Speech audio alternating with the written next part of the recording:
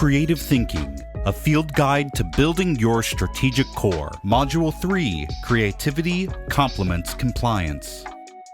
Welcome back, Command Shift here, and I can make fire with my hands. Now that I have your attention, a story. It's early September 1862 at Harper's Ferry, a ramshackle town surrounded by a high plateau, a higher peak, and an even higher ridge. Those heights make the town virtually indefensible. But even so, the town must be defended. It guards a railroad bridge across the Potomac, carrying vital coal supplies to Union factories, churning out the armaments the North needs to win the Civil War. The North has therefore garrisoned the town with 12,500 soldiers, under the command of Colonel Dixon Miles.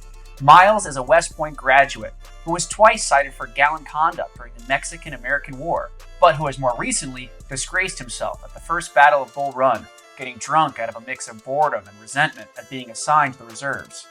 Harper's Ferry is his chance to redeem himself, and his orders are clear: hold the town.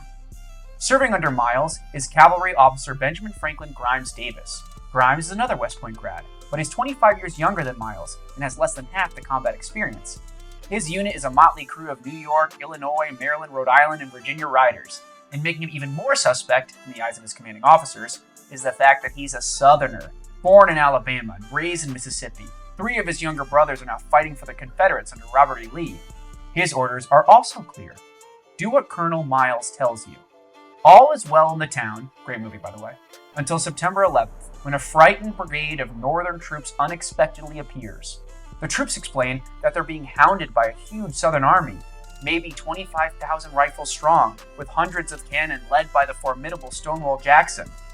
Consternation sweeps through Harper's Ferry. Battle is coming, probably the next day. There are only a few precious hours of daylight to prepare. But what should that preparation be? Grimes and several other junior officers urge Miles to take the offensive, dispatching troops to occupy the 3 heights and unleashing cavalry to ambush Jackson's artillery. Miles, however, rejects this as a breach of his orders to station his forces at Harper's Ferry. He has not been told to occupy the heights or to ambush the enemy. He has been told to hold the town. And damn it, he will follow that command. Dismayed by Miles' attitude of unimaginative compliance, Grimes protests that there's no way to hold the town if the enemy gets his cannon on the slopes above. But Miles, not wanting to be chastised again by his superiors, insists on hunkering obediently in place.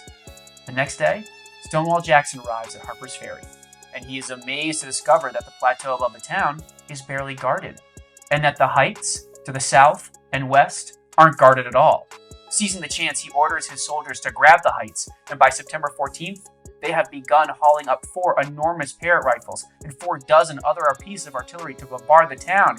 Realizing the catastrophe that is about to ensue, Grimes demands that he be allowed to lead his cavalry on a breakout. Miles rejects this as a violation of his orders to hold the town, and instead dispatches a courier across South Mountain to his own commanding officer, General McClellan, asking for permission to surrender. General McClellan is appalled by Miles' request. He orders Miles not to surrender, but to assault the heights. Yet the order never makes it to Miles, who continues to sit idly at Harper's Ferry as his helpless Union army targeted by Jackson's heavy guns. In the meantime, Grimes defies Miles and gallops out the surrounded town on a pontoon bridge, after which he manages to ambush more than 40 ordnance wagons, delivering McClellan his first major cavalry victory. While back in Harper's Ferry, cannonballs are falling, killing Miles and forcing his 12,000 troops to surrender, the largest capture of Union soldiers in the entire war. Those are the basic facts about the Battle of Harper's Ferry.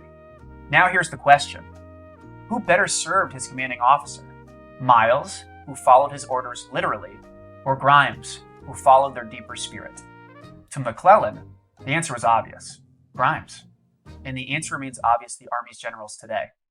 General Mark Milley, appointed chairman of the Joint Chiefs in 2019, has asked us to imagine that he's just told a young officer to destroy the enemy by seizing Hill 101.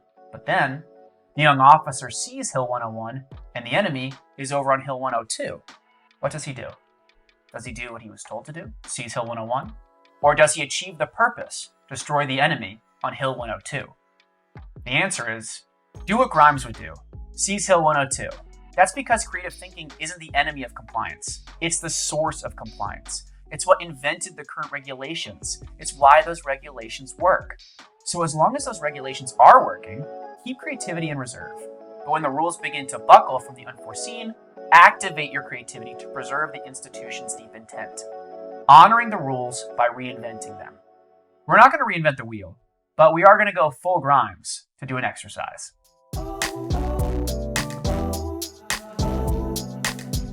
Exercise 1. Write down 2 or 3 of your unbreakable life rules. Then identify the deeper purpose beneath each rule. And imagine a situation where you need to bend or even break the rule to preserve its fundamental intent. Exercise 2. Identify one of your unit's operational rules of action. Then imagine a situation where you need to adapt the rule in order to preserve its greater spirit. Thanks for watching. Next time we'll discuss winning this battle, not the last one. I'm Command Shift, and that's definitely my real name.